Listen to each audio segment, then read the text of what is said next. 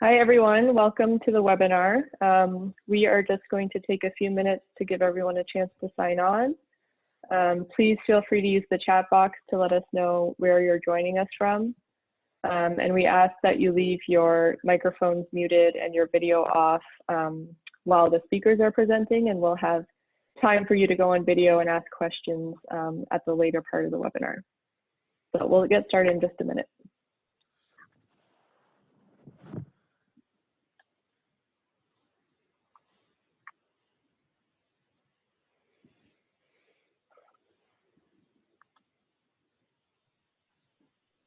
Hello, Kalamazoo, Naples, Orlando, Chicago, Montana, New Mexico, Wisconsin, North and South Carolina. Wow, we've got people from all over the country. Cincinnati, Guilford, Connecticut, Mexico, welcome. Minnesota, New York, Maryland. Great. Thank you guys so much for joining us. We're just going to give it another minute and we'll get started.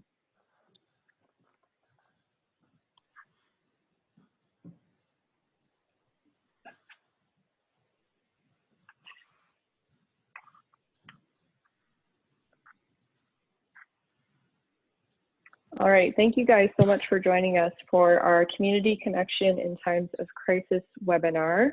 We plan to do these webinars weekly for as long as you are finding them helpful. Before we get started, I just wanted to touch base on a few housekeeping items. So as I mentioned, please leave your microphone and your video off while the speakers are presenting. I'll come back on and tell you how to turn them on, when to turn them on if you want to ask a question. And if you're having any technical issues, please email Caroline Miranda at cmiranda@cfleads.org and she can help you. If we end up all having technical issues, if the Zoom video isn't working, we will switch to phone. So the number's on the screen. You would have also received the number in your registration email. And if we really are having problems and no one can join on Zoom, Caroline will send out a message to everyone with the phone information, but hopefully that doesn't happen. So to kick things off, I'm going to turn it over to Deborah, just to introduce sort of why we're doing this webinar and our speakers for today. Hi, everybody. It's Deborah Elwood from CF Leads. Thank you so much for joining us on this webinar series, Community Connections in Times of Crisis. We've opted to use Zoom for this webinar so that we can possibly create more communities, so that if there is the opportunity for some of you to ask questions via video, we can do that. But as you know, we are all experimenting with communicating virtually.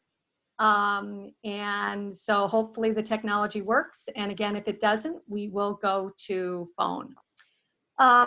We are incredibly grateful that we're all able to come together today to create kind of a meeting place for community foundations that are really using their community leadership muscle to address the consequences of this extraordinary pandemic.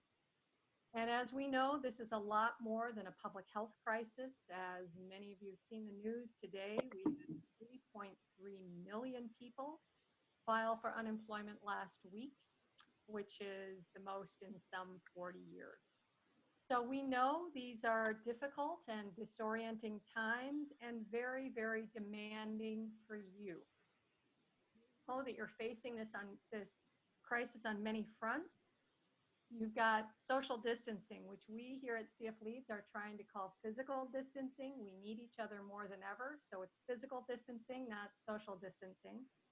And it's causing all of us to work from home. And if you haven't done this organization-wide before, or you're having to ensure that colleagues have the right equipment and the support to work remotely. You know, and they have, at the same time, they have kids at home running behind them and sharing spaces. So that's one challenge. all of you are thinking through sort of, are your HR policies adequate? If one of you gets sick, what happens? And who covers for their work? Obviously, you're dealing with the extreme volatility in the stock market and developing contingency plans and contingency budgets. And then, of course, Deborah, yep. can I just interrupt you for a second? If you can maybe lean a little bit closer to the microphone, some people are having trouble hearing you. Okay, thank you. I will do that. I will speak as loudly as I can. Is that better? That sounds better to me. All right. I will speak loudly and lean in here. Yeah, that's good. That's better? Okay. And then I guess we all have to really acknowledge the emotional toll this is taking. This is frightening for all of us. And if we're in a vulnerable population ourselves or have loved ones in vulnerable populations, or we are primary caretakers, this is really scary for a lot of us, for all of us. And navigating uncertainty is difficult in the best of times. So our collective mental health is strained, and I know all of you are managing that as well. But this is extremely challenging, and then all of you are having to serve as, of course, important community partners under these extraordinary circumstances. So I'm going to stop here, and Melody, can you hear me? Yes. Okay. And of course, your primary mission is about building community. That is why you are in business. And so it's what we're going to talk about today. If there ever was a time for community foundations to step up, it is now. And our communities and our country need you to bring everything you have to this challenge.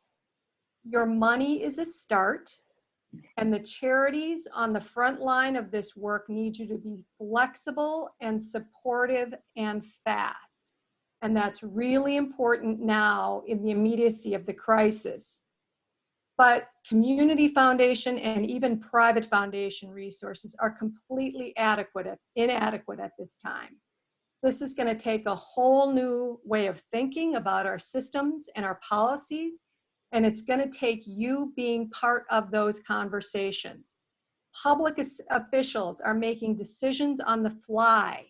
You need to do what you can to help ensure that they have good information, intellectual resources, and the right voices at the table in whatever way that you can. The frayed parts, as we know, the frayed parts of our social fabric and our economic infrastructure are being exposed, and community foundations, you as community foundations, need to think big about how you can help. This is the time for community leadership. And it's not just for the right now. We're going to need to be at this for a really long time. Now, I know this might seem overwhelming, and you'll of course need to approach this with the right amount of humility and sensitivity and understanding about where you are on your community leadership journey. But community foundations really are uniquely positioned to do this work.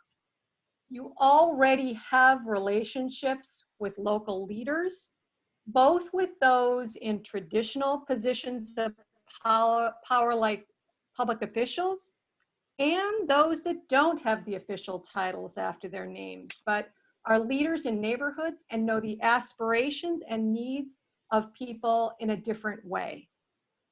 And you, unlike other community partners, are in this for the long haul thanks to your endowments. Now, no question, they've taken a big hit, but you, unlike others, do have a permanent endowment, and that makes you uniquely positioned as well.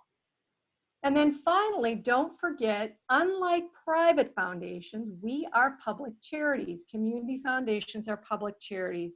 And of course, that gives you tremendous flexibility in working with the public sector. So we know that this is not easy. We're really going to need to rely on each other, see what each other are doing, take the good ideas, run with the good ideas. There is no playbook for this. But there's plenty of experience to draw on. There's plenty of know-how and innovation in our field. And we'll certainly be better together. So that's the purpose of these weekly webinars, is to share what we're doing and learn from each other. And each week we'll hear from colleagues who we know are doing some really important work.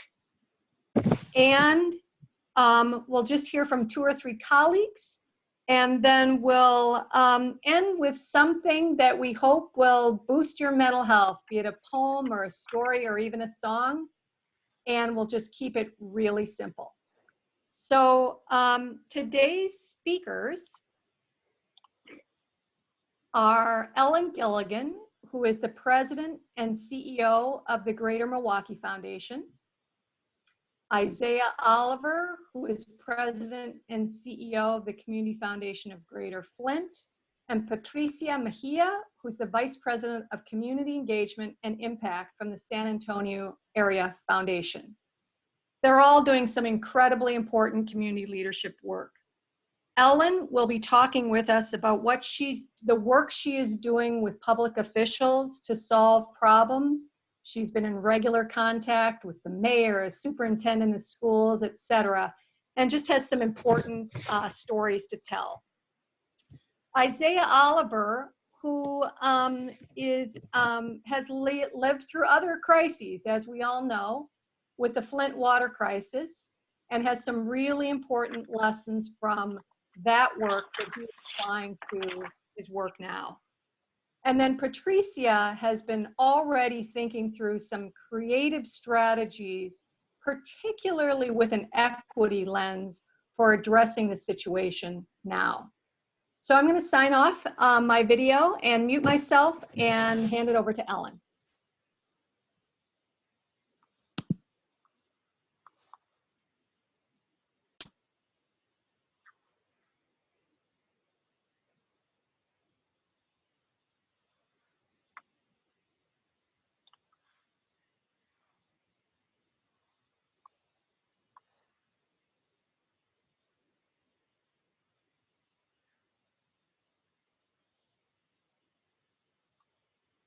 Ellen, are you with us?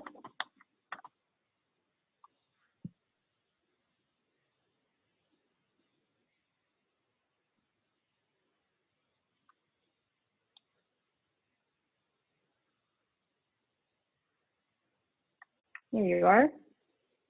Am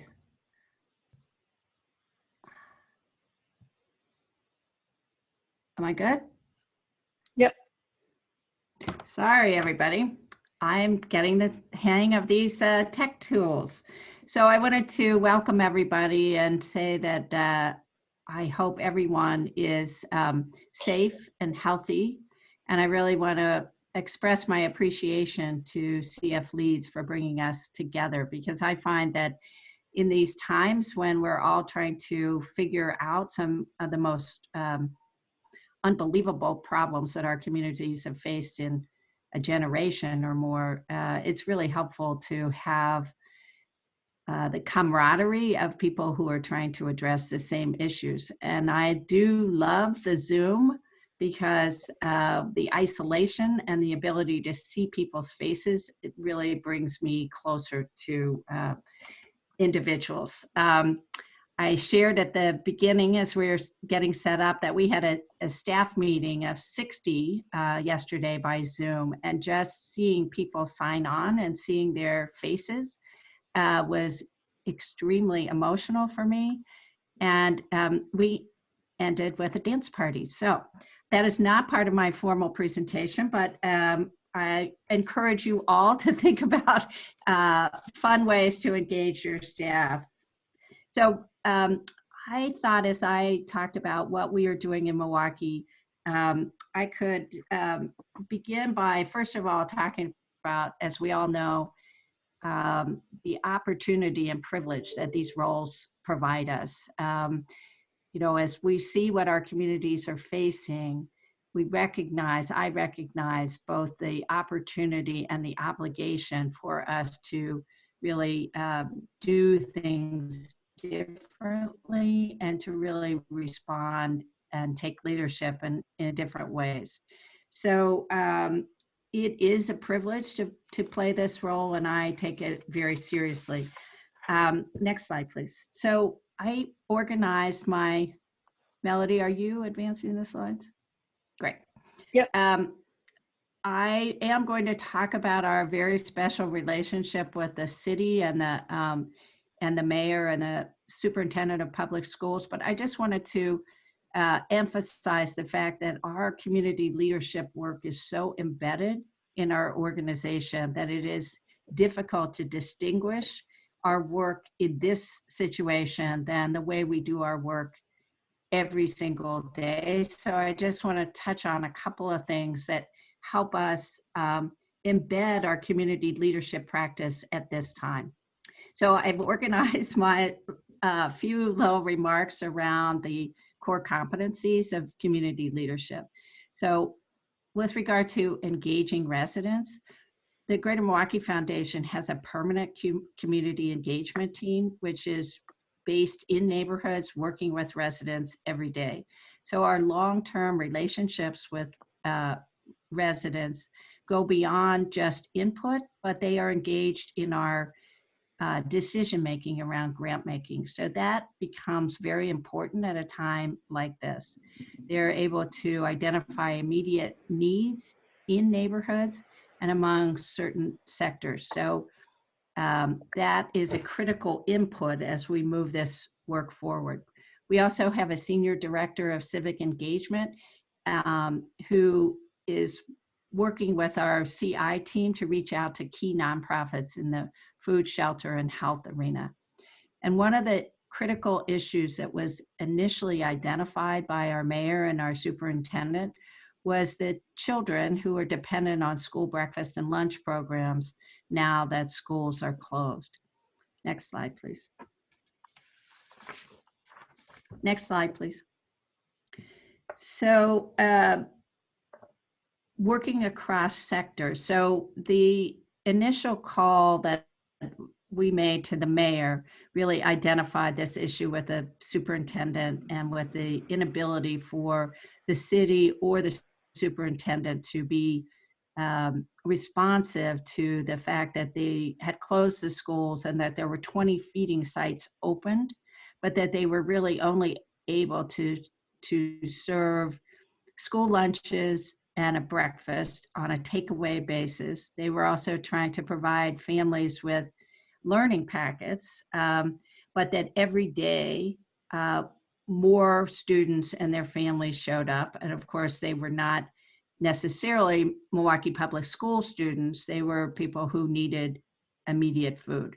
It was clear that the mayor and the superintendent did not have the ability to plan for this kind of situation on the fly.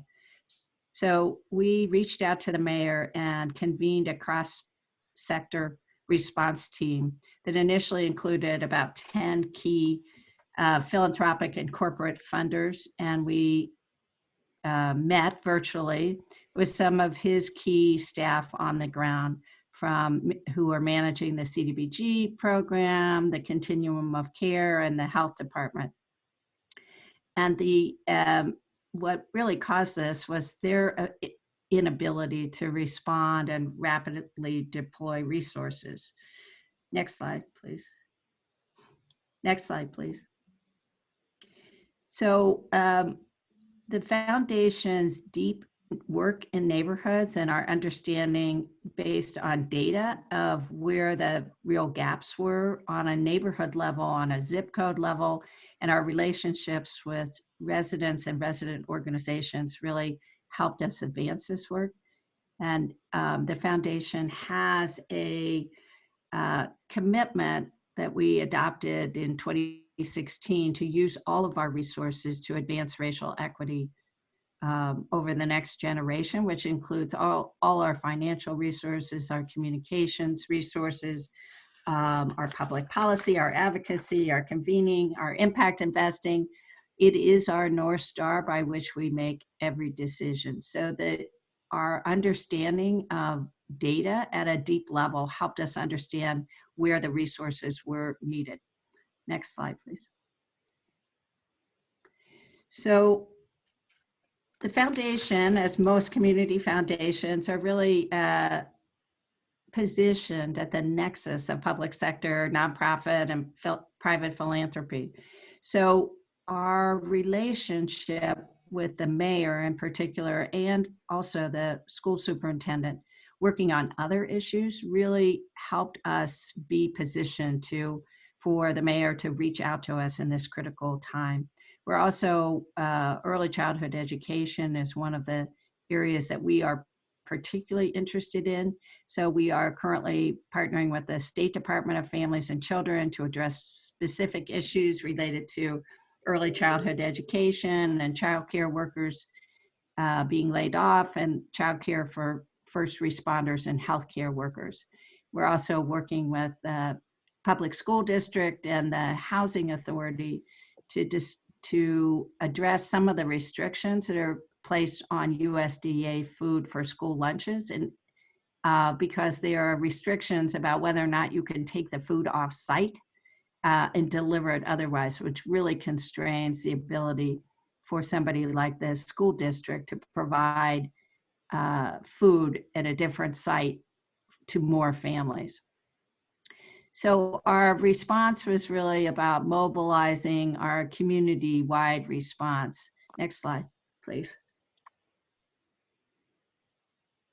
So our first step was really for the foundation to capitalize a Milwaukee Response Fund with $500,000 in discretionary resources. And that enabled us to reach out to the mayor and say, we have resources, what are your needs and how can we be helpful? And then our development team and our community investment team really went about putting together basically a virtual funders collaborative and a fund at the Greater Milwaukee Foundation. So we have raised about $1.3 million in less than a week. We have 14 partners, corporate, philanthropic, and others, including the city, as part of this community-wide response.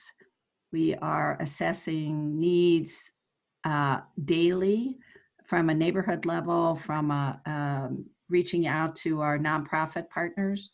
And we've established a community advisory committee to award the funds, because we want residents who are most affected by what is happening to be part of the decision making. And our virtual funders collaborative has organized itself in work teams. So we now have work teams that are public-private work teams organized around 6 key areas, which include food, shelter, housing, education, K through 12, early childhood education, health, and mental health. And we are building these community-wide work teams for the long term, because as Deborah said in her opening remarks, this is not a sprint, this is a marathon. And we are trying to build a community-wide response that will sustain itself over multiple years, because I think that's really where we are headed.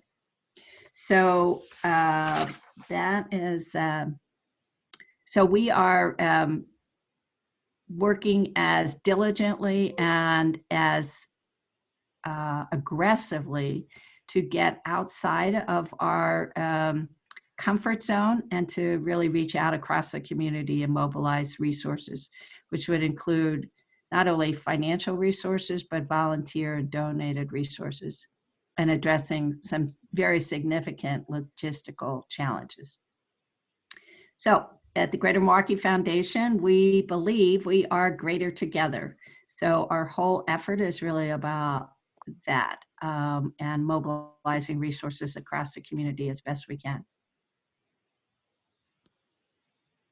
So I'm happy to take any questions, or I don't know how you're going to do this. So thank you, Ellen. That was really, really helpful. And I really want to thank the speakers, as many of you are in the thick of this. And for them to be able to take time to put something that coherent together, Ellen, is really, really appreciate it.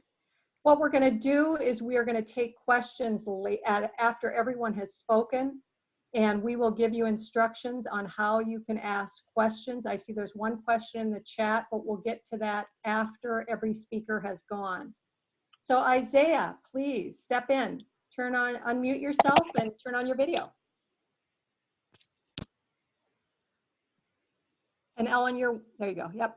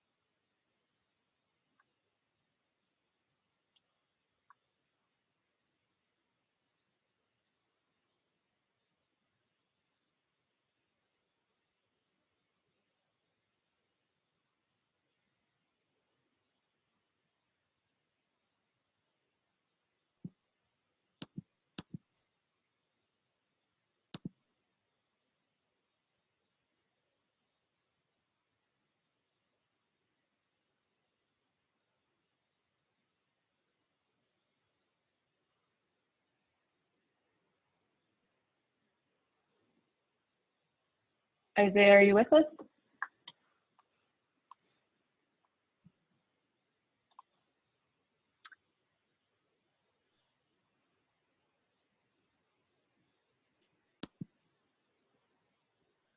I think what I'll do, since it looks like we're having some technical difficulties with Isaiah, is we'll move on to Patricia from San Antonio. Patricia, are you with us? Yes, ma'am. All right, great. Thank you. So just after you said the comments about being coherent, then I'm going to come next. So this may or may not be coherent, and I hope that you are understanding. I literally just got off of a call making some of our first grant decisions with some of our community partners. I'm so absolutely pleased and honored to be with each of you. I know that as others have said, we are all trying the best that we can in this incredible crisis. And so I just am honored, and I just want to start by saying I honor your work and all that you're doing, and know that whatever I'm going to be talking about is really reflective of the effort of so many people in the San Antonio area who've come together to try and make this work. Most of the slides we'll talk about, if we can go to the first one, most of the slides are going to talk about the fund that we helped to launch just on Friday. Know that we are so grateful for these kind of paths to be able to share information. You'll see that a lot of this is modeled off of what Seattle stood up for their community. So again, continuously talking about the power of collaboration and sharing amongst peers. We have many partners at the table now, but initially, and this slide reflects it, we came together with the City of San Antonio, our county, which is BEAR, the Area Foundation, the United Way, and two other primary funders, the H.E. Butt Foundation and 80/20, came in immediately as partners to say, we've got to stand something up and let's see what that looks like. And we were happy to launch that on Friday. Can you go to the next slide, please? Just a little about the fund. We, similar to Ellen, we had been transitioning to focus our efforts on equity to make sure that we are doing the best that we can in every aspect of our work, with how our program officers are interacting with community, to what our evaluation tools look like, to how we hear from community. We switched that in our normal process last year, so we were able to really pull from that experience to shape some of this fund.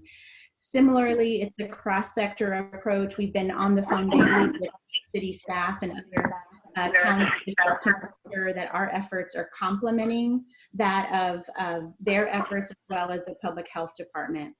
Can you move on to the next slide, please? You can see some of this is really modeled right off of Seattle in regards to what it is that the fund would be focused on. You can see that we tried really hard to make it as broad as possible. Really talking about flexibility, we wanted to make sure that folks were able to kind of write in what their needs are and that we didn't predetermine or assume that we know, given this incredible crisis, that what people have at hand. So you can see it in front of you, you know, things as detailed as increased medical information, talking about fear to some of the most vulnerable populations. How can you create programs that are just talking families through that, even if it is remotely? You can see that some of it also, you know, we use the language of vulnerable families because I know that as a community, you know, just to be completely transparent, not everybody is there yet to talk specifically about racial equity. But what we have in the background in place is making sure that equity is at the center of all that we do by using other things that are not disaggregated to the race component, but they are, for example, zip code, other health outcomes, that those of us who are deeply entrenched in the work know that race is a driving factor, but to make this as broad as we can. We'll move to the next slide. Also, similar to others, it's going to be an ongoing basis. I skipped an amount so far. We started the fund with about $2.7 million. The Area Foundation was able to seed that with $1 million with some of our discretionary funds. The partners that have come on board have expressed that they're really curious. They have additional funds that they might be able to put in at some point. But for now, that's kind of what we're starting with, and very proud of that. So similar to what others have said, we know that there's an immediate response and there's a long-term recovery, and we're trying to figure out a way to balance those resources to address both. Next slide. Here's some of the partners. We're up to now about 15 philanthropic partners. We're adding daily, which is so wonderful and speaks so highly to this incredible community in the San Antonio area. Everything from private family foundations to individuals. What we did do as well, so a lot of that is recruitment, pulling from relationships of existing donors, but we also have something up through the United Way, which is a direct way for people to text or to call in to make donations. Those donations then for the United Way will be pushed over to the foundation to make additional grants. Next slide. Our process that we have set up in place that was approved by our board, but I think will continue to evolve, was that we have to do things obviously in partnership. If we want to illustrate what it means to be a partner, we've got to make sure that we create space for everybody at the table. And what we're doing so far is having, I think it's the next slide, but I'll just tell you what we've promised them just to get through this slide. I think the next one goes through the process. But what we've promised them, the partners, is that within 10 days, they'll have some response from us. It usually is a couple of days after that to get the actual funds at their door. We are offering for those who have direct connections with clients still to break that up as long as we can into gift cards. And that sounds really simple, but it is quite extensive for the community partner, that we're alleviating that administrative burden from them and being able to hand them, if they got a $25,000 grant, 5 in gift cards and the other 20 through an electronic transfer, which also did take, I'm sure similar to you all, some new processes in place for us to be able to allow that to happen. A lot of the things we had been doing was through checks. Next slide. We created 2 phases. Likely there'll be others as this continues, but the first phase was, as we were setting up the fund, I went to our board to ask to immediately deploy $350,000. This first slide is just reflective of a 300, which went to a trusted nonprofit. We know that they were already doing the work, that we were really behind the curve in setting up the fund. And we tried to make sure that it would be across all of our impact areas. And it also gave us a little bit of time to work out some of the kinks, as all of our staff had to move to work remotely. Those initial 9 grants were helpful for us to do that. Next slide. Another part of this one just shows you some of the recipients. I know you won't know the names of them, but the illustration that I want to point out here is there's so much intentionality in this initial 9 grants. Some of them are very small organizations that are neighborhood based, that folks are still knocking at their doors, or food pantries. Some of them are CDFIs or soon to be CDFIs in some of our hardest hit neighborhoods. So Lift Fund and SAGE. So those are small business connections. Obviously, Blood and Tissue Center. So we're really trying to balance those various not only needs, but types of organizations as well. Next slide. Another part of our phase 1 was to do $50,000 in gift cards to partner with the city. So, you know, the city, obviously, like any other city, manages so many of the different requests, and we allowed them to use existing protocol to get those out. They did get food and other things to their pre-K centers and their senior centers. Although they're closed, we're still going to be distribution sites. As of last night, what they have decided that they're going to use the gift cards for is for folks who are calling in who have been out of employment and they need critical medication because they have some of those underlying medical conditions like asthma medication.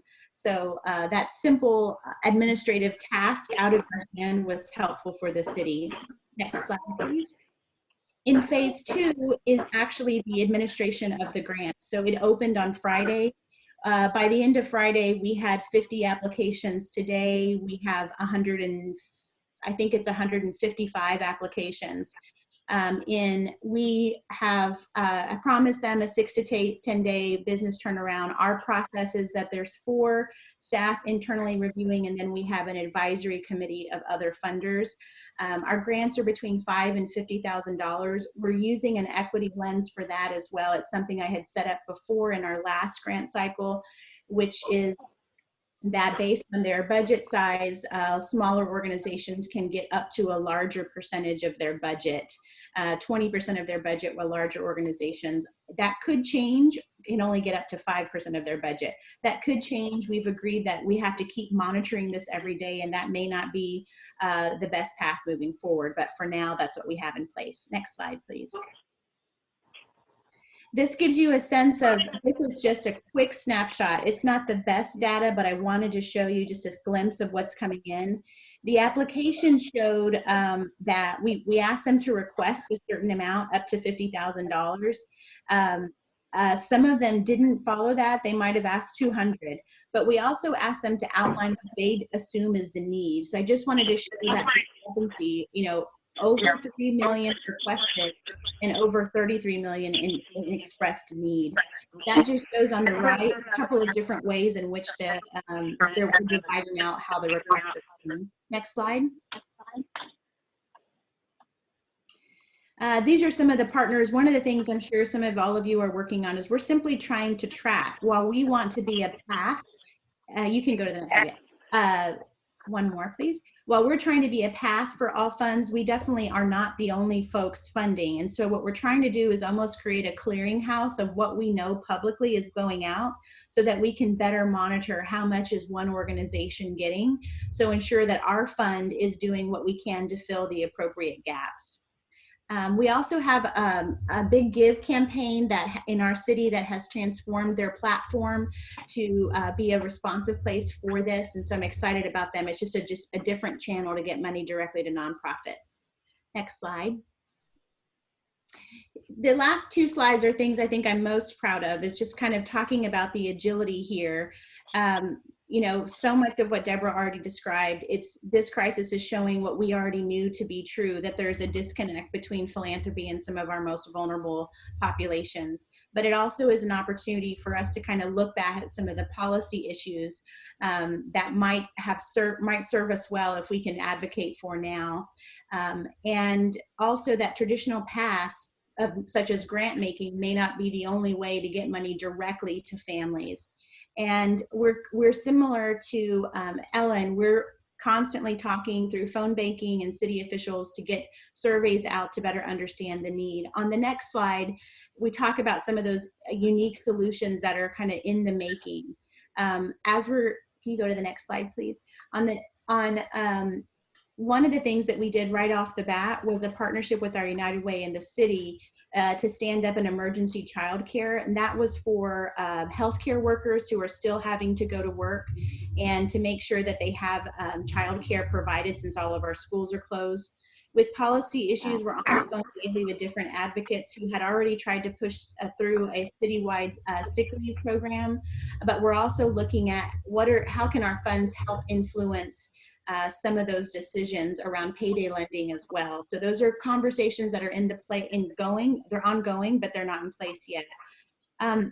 Another one that I think is interesting that we're kind of playing around with is around food bonds. Most of us have dollars set aside to have given to pay for some of our events. And so the question is whether or not we'd be able to potentially provide those dollars as a bond to a small business to ensure that they can get through the next couple of months, and then on the other end provide us those services whenever we're back up and running again. It's a way to deploy different parts of our portfolio into the community. Currently, we're going to have to run through nonprofits, but we're still working that out. The last thing I'll highlight is something that I'm super duper excited about, and if you haven't had a chance to look at or hear about this program, I think it's remarkable. It's called Family Independence Initiative. It's based out of San Francisco, and we were already going to be one of the cities to launch it in April, but we're putting additional funds in it.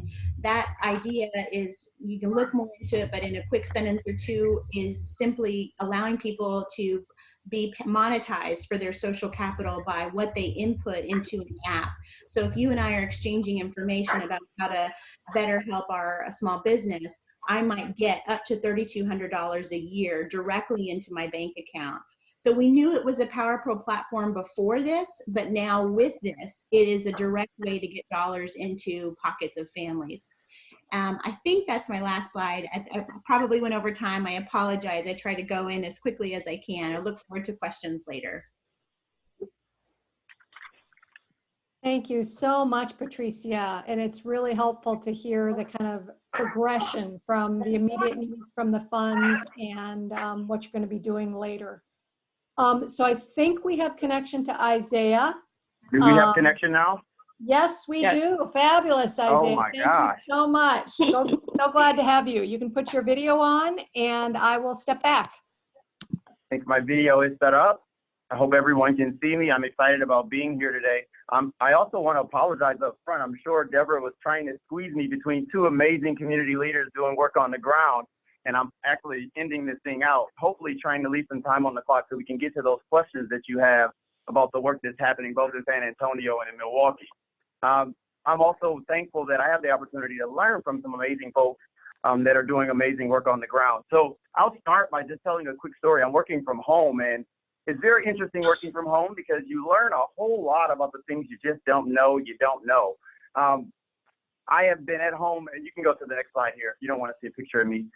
You want to see a picture of these kiddos that I'm working at home with who are teaching me so much about the work that we do. One day at home, my wife is downstairs getting some clothes out of the basement, and I'm upstairs having to wrestle with these amazing kids. I got a 9-year-old, a 6-year-old, a 2-year-old, and the little boy in the middle is my Bobo. He's 10 months. And my wife is downstairs in the basement, and I am upstairs managing the kids and trying to work from home. And immediately the boy starts crying. And as the boy is crying, everyone is looking at me to see what I'm going to do. And I run right to the kitchen. I know exactly what the problem is. I go to the freezer. I pull out some breast milk, some frozen breast milk. I put a hot bowl of water in the microwave, and I start to wait 2 minutes for it to warm up. In that time, my wife comes upstairs. She looks at my 9-year-old. My 9-year-old looks at her. She looks at my 6-year-old and says, "You need to grab some diapers." She grabs some diapers. She looks at the 2-year-old, and the 2-year-old grabs wipes. My wife opens the diaper up. Right away, my boy stops crying. And meanwhile, I'm in the kitchen still attempting to warm water. That way we can unthaw some breast milk. And in that moment, I learned two things. First thing I learned was that there was an amazing system operating in my home. The second thing I learned is that I was not in the inner circle, but I had a responsibility for learning how to be in the inner circle. And that, my friends, is the story of Flint and our response to the water crisis. More specifically, it's the story of the Community Foundation of Greater Flint and our response to the water crisis. We did three things, and we attempted to do three things well, but we led with marshaling resources. I argue and push and urge you all to not lead with marshaling resources, not lead with talking about the number of dollars that you have under an asset or the amount of money that you're spending in community, but really to focus on engaging residents and looking forward to policy implications of those dollars that you raise and the way you spend them. You probably know much about the Flint community. We're one of the highest per capita incomes in the nation at one point. We had 80,000 good-paying auto-related jobs, amazing community education system, and a flourishing community for years. And then poverty and the impact of poverty. 41% of our adults and 60% of our kids live in poverty in our community. And soon after those numbers really started to unpack the work that was happening in Flint, you can move to the next slide, a water crisis hit. In 2016, we were dumped into the work of water crisis. 100,000 residents across my community were exposed to lead in their drinking water, and it had both public health implications, but really infrastructure-related implications. You can go to the next slide, Melody. And at that time, we found our community foundation underwater, literally. We were trying to figure out what it meant to work with high net worth individuals on donor-advised fund gifts or large philanthropic corporate gifts, while also trying to figure out what it meant to be in front of food telethons and other small fundraising as opposed to fundraising activities. We had to learn a new normal, a new way to think, a new way to raise money, a new way to engage community. And we also learned some things about ourselves in that process. We learned that the Community Foundation thought we were in the inner circle in spaces where we were not. And it required that we really go about doing our day-to-day business, our transactional work, and our transparency-related communications work very different. You can go to the next slide. Throughout that process, while learning about ourselves and learning about our community, we raised $20 million in one fund. We gave away $9.8 million out of that fund, and that fund had gifts from 21,732 individual donors from all over the country, all 50 states, 4 branches of military. Folks really poured out their hearts to support Flint. Overall, we started 26 unique funds. They range from funds that were to establish early childhood centers that were instigating activity around how the state should fund early childhood education, to broad funds that focused on the needs of 0 to 6-year-olds impacted by the water crisis. Everything from working with aging populations to working with homeless populations. You can go to the next slide. You can actually flip this one as well. And throughout that process, we learned a whole lot that is influencing the way we do our work right now. Much like the work that's happening in Milwaukee and in San Antonio, we are going about our work very different with a very different focus. While it's important to marshal resources to make sure our community has the resources, the financial resources it needs, we had to lean on the social impact or the social resources we had, or I'm missing my word here, but we had to lean on those resources that we had and by relationships. Relationships develop at the speed of trust, and trust takes time. We spent 3 years from water crisis until now really building out an infrastructure that allowed us to connect the community in meaningful ways. And so we were able to lean on those things as we responded to the water crisis. Right now, we have worked with a number of organizations, philanthropic, government, and community-based, to ensure that the fund that we started was led by and supported by community members. It offered on-ramps and off-ramps and on-ramps for community members to get engaged, and it offered opportunities for the community to really show that they were a part of this process. We have over $600,000 in the fund that was started last week. We're implementing strategies very similar to the ones that are implemented in San Antonio. And to some of our other friends on the line, Boston is doing some amazing work. We gleaned from what was happening in Seattle. We borrowed some information from our friend Carrie over in Kalamazoo and their partnership with their local United Way. But we also really started to engage our community. You can probably see in that far left-hand corner that I'm doing a lot of meetings where it looks like I'm dressed up, but the reality is I'm all the way in the ground, pedaling really fast at the bottom. That's from 8 conference call meetings yesterday as we're engaging with our mayor's office, our county sheriff's office, our county health department, our local United Way, our local philanthropic community, and a number of other partners who are helping us to do this work. But beyond that, we're doing small things like small quarantine parties. We called it our social distancing party, where we raised over $10,000 by working with the local DJ to spin tune and have dollars come into both his Venmo and PayPal, while also giving dollars directly to our fund. We also learned through the water crisis that people reserve the right to question everything during times of crisis. And so we are being very transparent and showing not only dollars that are coming in, but on a daily basis, grants that are going out on our website. So we have a thermometer that shows how many dollars are coming in. Right now it's $625,000. But we're also working very closely with our nonprofit community to ensure that grants that are going out are impacted. And our communications staff is working around the clock to make sure that we're telling those stories in an effort to be both transparent, but to do a good job of stewarding not only resources with individuals, but stewarding the better relationship with our funders, our donors, and our partners. I'm hopeful that some of the things that we are learning throughout our current response to COVID-19, but also our response to a water crisis or a natural disaster, which is helpful for you all. I'm sorry that I'm stuttering a little bit here, but I'm actually struggling because I was hoping I was going to be in the middle between two giants and not closing out this. I'm excited to hear some of the questions that you have for both Milwaukee and in San Antonio. But I'm also hopeful that I can answer some questions about how we're marshaling resources, engaging residents, and looking forward to policy implications to make sure that we're doing the right thing as a community foundation, building our community leadership muscle and supporting our community along the way. Wonderful, Isaiah. Thank you very much. And thanks for the wonderful stories about how we are all juggling by working at home. And thanks for all the supportive comments on the chat. So, we're all figuring this out together, but thank you so much for the information, Isaiah. So Melody's now going to tell us how we can ask questions. So it is about 5 minutes to 2 Eastern time.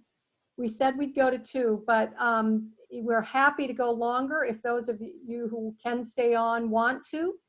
And so we'll go till 15 minutes past the hour. And if we continue to have questions, we can go another 15 minutes. So Melody, can you instruct on how people can ask questions? Yeah, absolutely. So we're going to test out a new feature on Zoom, which is called the raise hand feature. If you want to ask your question on video, you can go into your participants box and you should see a little hand that says raise hand. And that will tell us that you're waiting to ask a question. And so Deborah will call on you, invite you to turn on your video and unmute, and you can ask your question that way. Or if you would prefer to be off video, feel free to just type it into the chat box. I know we've already received a few in the chat box, and Deborah will just read them out. Great. So I see Phil Koch. Phil, if you want to turn on your video and ask the question that way, that would be great.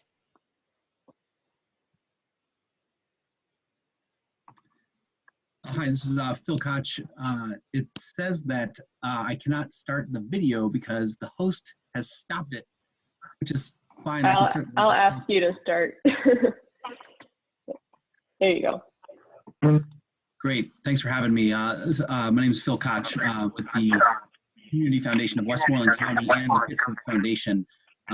Curious about, as we think about the grants that will be distributed from our Emergency Action Fund, we're thinking a lot about the idea of equity.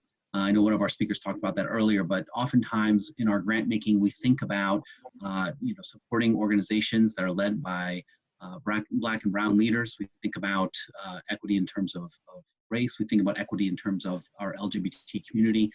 Just curious about how folks are thinking about equity within this response. So I'll give the opportunity to our speakers to reply. Ellen, do you want to reply? And then maybe you can deal with the question as well, Patricia?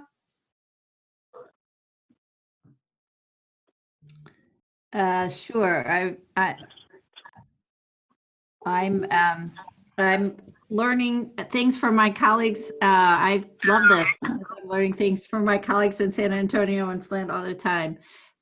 So as I said in my initial comments, we have been focused with a racial equity lens using all of our resources. And so we have a few neighborhoods that we are investing very deeply in. We're investing in organizations led by brown and black people, early childhood education as part of our equity investment. And we have a impact investing program, which is really geared toward investing in neighborhoods and with entrepreneurs of color. And we are, I'll just speak to that for a moment, because we are trying to determine how we can reorient our impact investing program to provide more financial stability for some of the organizations that we have already invested in. And now we are beginning to think about how we might use some of our assets to provide guarantees to small businesses. We are really at the front end of that discussion, but I think that's probably where we're going to go. Great, thanks. Patricia, do you have anything more you want to add? Yeah, I think just really quickly, I think there's, we're one of the highest economically segregated cities in the country.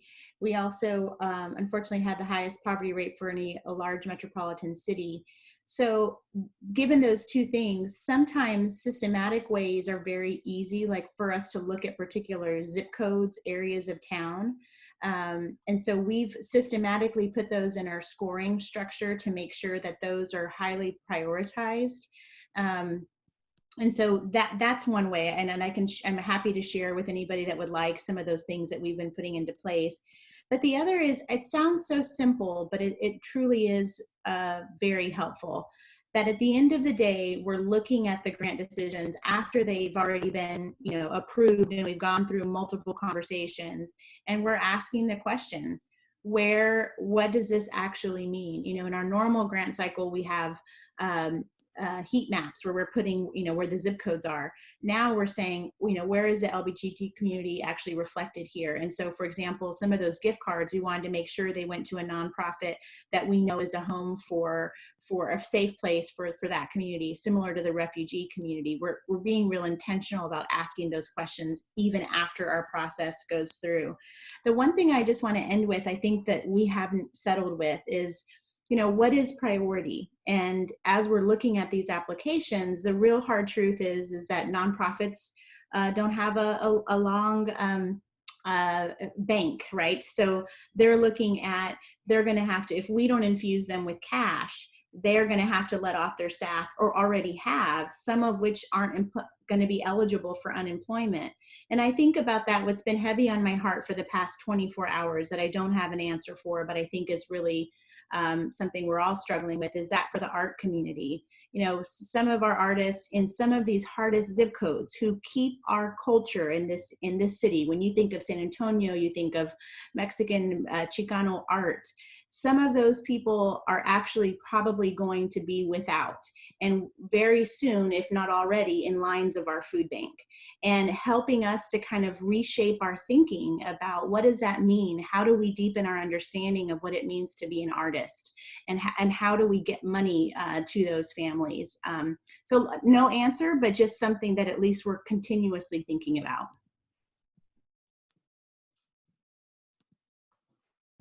Great, thank you. Now, there was another question on the chat about advocacy and how you actually determine your advocacy agenda. Again, Ellen, I think I might direct that to you and see if you can help us think through that at all. The question is, and Edie Blakesley, if you want to ask the question yourself, please jump on. You can either just do it by audio or by video. And if we don't hear from you, I'll just ask the question. Can you hear me? Yeah, we can. Great. Okay. So thank you. So we do happen to have an advocacy and policy agenda currently, but we recognize that we need to probably change some priorities and determine what we're going to do right now during the pandemic. And I was just wondering if anybody else was doing something I know, I can't remember who, but is already working with mayors and city people and stuff. And so just, how did you determine your strategy about what thing you were going to talk about, or, particular topics? And Edie, can you tell us where you're from? Oh, yes. I am from Charleston, South Carolina, from Coastal Community Foundation. We cover the coast of South Carolina from North Carolina down to Georgia. So I wish our strategy was that we had a strategy well thought out with regard to how we're changing our advocacy during this period of time, or what kinds of policies we're working on. I would say that they are being identified on the ground, and what are the barriers that some of the current policies and practices that are in place, either at the city or at the county or at the health department or at Milwaukee Public Schools or at the Housing Authority, are actually getting in the way of trying to provide both resources and advance the work of helping people. So this is a ground up advocacy strategy that, so I'll just use the example of the Milwaukee Public Schools again. The conversation with the superintendent about the fact that the USDA would not allow any food that is being, surplus food that is being provided to public school districts to be taken off site for preparation or delivery is, more than absurd in this kind of environment. Of course, I suggested to the superintendent that perhaps it's easier to get forgiveness than permission from USDA at this point. But those are the kinds of policies that really create barriers. And so that's what we're really trying to remove.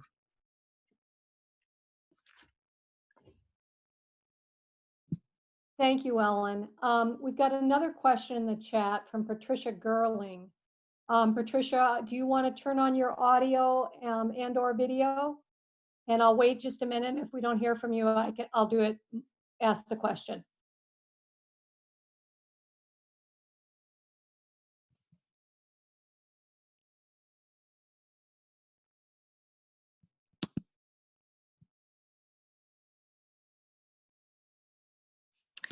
Can everyone hear me? Yes. Please tell us where you're from, Patricia. Patricia Gerling from College Station, Texas, the Community Foundation of the Brazos Valley. Last week, in partnership with our local United Way of the Brazos Valley and our cities and chamber and all, we came together to launch our Brazos Valley COVID-19 Community Relief Fund. And we were looking in two primary focus areas. One, to provide an opportunity for individuals to contribute toward a fund with the ultimate goal of, one, provide funding for nonprofit organizations that are on the front of this effort, trying to provide food and rent and utility assistance for those who are now laid off or furloughed or unemployed. But our other part of this is to provide small business grants, not loans, to try to hold up many of the businesses that are currently still open, and providing assistance for payroll assistance and health insurance, et cetera. This secondary effort with small business is kind of unique and all. Does anyone have any experience in that we might be able to gain from? Any of our speakers?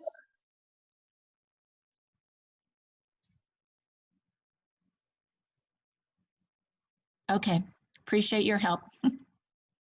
And I think it's terrific that everyone is, or that so many of you are using the chat and communicating back and forth with each other. That's really great. So I see early on we had a question from Barbara in Worcester. Barbara, if you're still on, do you want to direct that question to Ellen?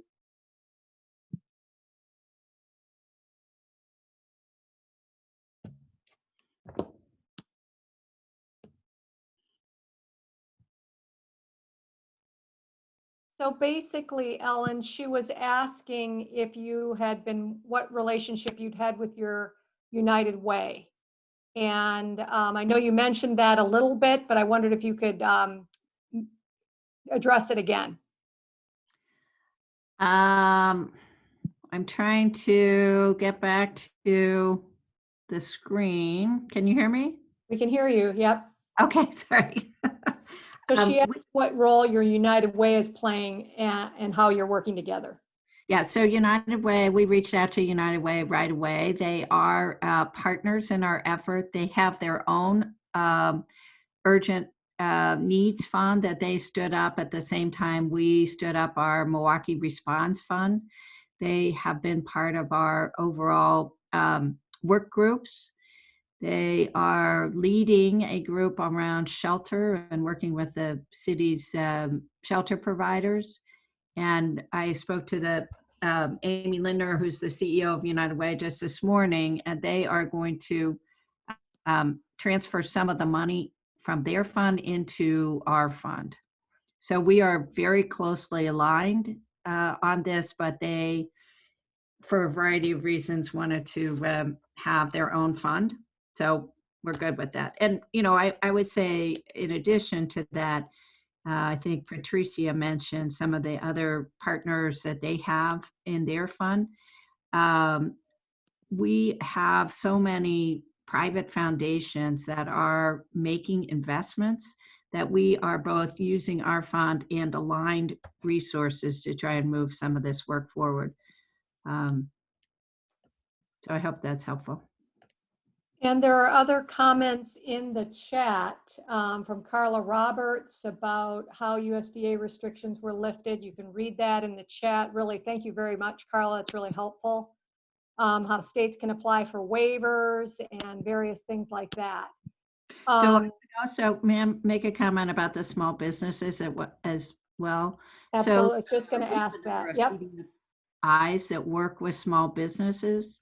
One particularly called WIBIC here, which is really focused on women and minority-owned businesses, both providing loans and technical assistance. We are trying to determine how we can provide more capital to WIBIC, who already have the funding relationships and the technical assistance relationships with the small businesses, as opposed to us making the grants directly. Yeah, I'm sorry I didn't chime in earlier on the small business. That is something we're doing as well. And a new idea came up this morning as we were reviewing the grant. So we did get small dollars out to those 2 CDFIs that are located in some of our most challenged zip codes. But another suggestion is we have a volunteer group of retired senior executives who are now trying to figure out how they can be helpful. So one of the connections that we're trying to facilitate is to amp up, even though those are 2 nonprofits who do a great job at doing technical assistance to nonprofits, we're trying to make connections for those retired executives to also step in to help where they can to better understand the ever-changing things with small business, with SBA and things like that. But that was kind of social capital thing that we hadn't thought about prior to today. And that question was from Bridget Wilkinson. Hi, Bridget. If you're still there and you have a follow-up to that question, please turn on your audio and or your video if you'd like to ask a further question. Yes. Hi, Bridget Wilkinson. Can you all hear me? Hi, Bridget. Yep.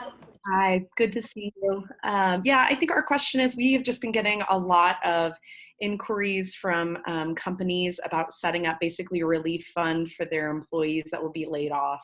So in the chat function, I feel really grateful. A lot of community foundations have already reached out to share information that they've researched on this, but I know this is a question that we're just trying to determine, A, do we have the internal capacity to do? B, is this something that as a community foundation we can do in general, which is basically grant assets to individuals through this type of fund? So that was our main question. Thank you, Bridget. Sandy Scanelli, you have a question. If you're still on, do you want to get on either audio or video or both? Deborah, could I just respond to that? Maybe you got Sure. your answer there. Absolutely. Sorry about that. But we are working with our 2 professional sports teams because they, both the Milwaukee Brewers and the Milwaukee Bucks, have made very substantial commitments to support their concessionaires and other hourly workers. And we are in the midst of conversations with them about how to help them facilitate those payments, which are relatively small in this case. I mean, less than $1,000, but we are going to do this for them, and there are disaster relief parameters from the IRS that allow us to do this and try and minimize I think the reporting on the part of the individual about how they're going to spend the money and all that. We have one of our staff members has also identified a electronic way, like a Venmo, but it's not Venmo, that we can actually get the list of the employees from the Bucks or the Brewers and directly deposit the money into the individual's accounts, so that it will minimize the administrative task on us. But we're right in the middle of that. Deborah, this is Patricia. I just also want to say our development team has also been having some similar conversations with various funds that are already set up. And this is fairly difficult to say, but I think it is trying to monitor the immediate response and the long-term recovery. Some of the things and conversations they've been leading some of those employers through is it better to get every employee $100 or $500 now, and or, because the way that the fund was set up, to also provide funeral expenses. So that is a tough conversation, but given that some of them are low-wage employees, could be most susceptible, and so just something to think about. Great, thank you. Isaiah, do you have anything else to add? I do. Can you hear me though? Yes, we can hear you great. Thank you. So we learned during the water crisis that our local chamber had a chamber foundation that was able to deploy resources, and so we started a fund called Moving Flint Forward that we've reopened during this crisis. That is a designated distribution to our local chamber that decides how to support small businesses during this time. We're actively deploying our development team to help raise dollars for that particular fund that's designated to the chamber to make decisions, understanding that we just don't have the capacity to manage that type of grant, nor can we make grants specifically for individuals impacted directly. Very good, very helpful, thank you. Linda, if you're still around, Linda Carter, who's in the chat function, this is a really interesting and big question. Linda, if you're still there, if you want to ask via video or audio or both. Can you hear me? We can hear you, great. So tell us where you're from, Linda. I'm sorry, Linda Carter, Community Foundation of Broward, which is based in Fort Lauderdale, Florida. So, you know, the package is coming down from the feds at some point. I'm wondering, has anybody thought about how their strategies will change once those dollars begin flowing? One idea that we're playing around with here in Broward is that supporting kind of federal funder, navigator, grant writer folks to help the nonprofit community pull down these dollars that we know the big organizations will be very sophisticated. Right. But how do we help some of those forgivable loans, the help for employees? How do we apply those small business strategies to the nonprofit sector? Does anyone have any ideas? Any of our speakers on that? Well, I don't know whether I'm on or off or You're what. on. You're on. Okay, sorry. We can hear you. We have not pursued that yet, Sandy, but I know that in 2008, 2009, we did do that In Cincinnati, we hired grant writers to help people sort through how they could access the resources available through TARP, and it was very successful. $5 million, that nonprofits access through just hire, and it was a very small cost to the foundation, less than $5,000. Isaiah, have you done any of that? We have not. I will tell you, like most crises, we have not moved from responsive grant making to being more proactive. We've been thoughtful about the implications long term of doing grant making the way we're doing it right now, but we haven't been thoughtful about how we build the nonprofit community beyond just doing a lot more general operating grants. That way they have the flexibility to be responsive in ways that make sense and the ability to be nimble with the dollars that they get from us in more flexible ways than we have in the past. Yeah, the other interesting thing, I mean, this really, Linda, your question really gets at, how do we help community, not-for-profits in particular, access the real substantial resources that they're going to need well beyond our grant making. This is Deborah. And Mark Kramer has a pretty interesting blog about for foundations to use their endowments to guarantee loans.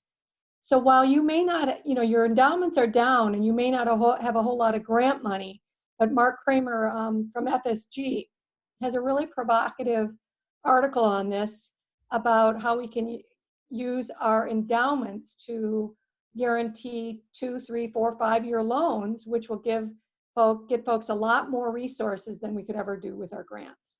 So that's just a resource that I've seen out there.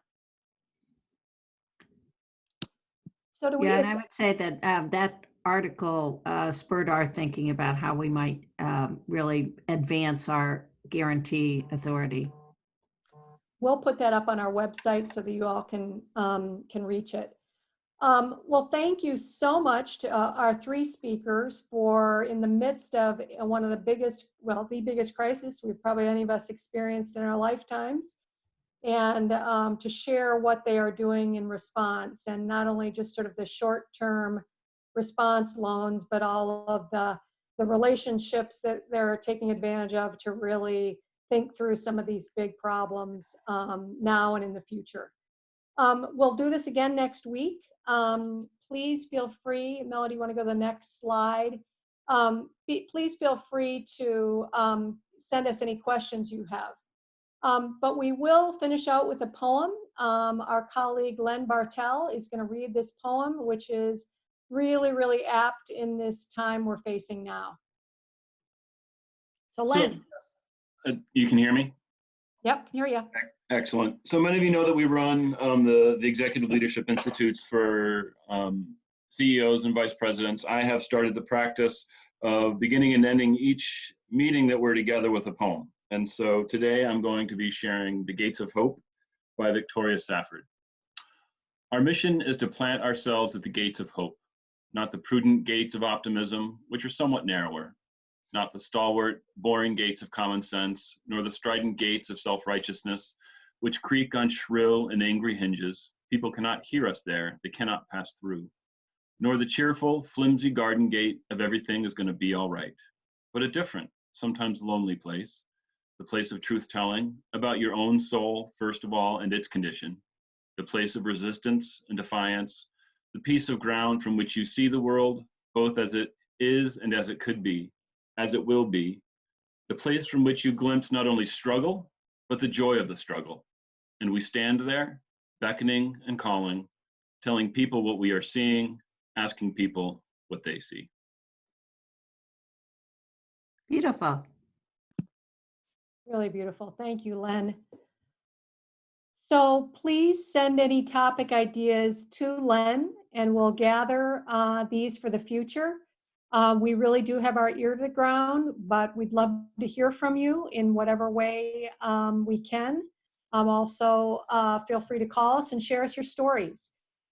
So with this, again, I want to thank the speakers one more time. Thank all of you for participating. Thank you for participating via chat and for showing your face on video and audio. This is a community working on this together. So thank you very much. Bye-bye. Deborah, Yeah. are you going to make those slides available? Because I'd love to see the other slides. Absolutely. Yep. Thank you. Yep, we'll share the slides as well as the recording for those who had to leave right at 2. Great. Thank you all. Bye-bye. Thank you very much. Bye. Take care. Bye. Be well. Thank you.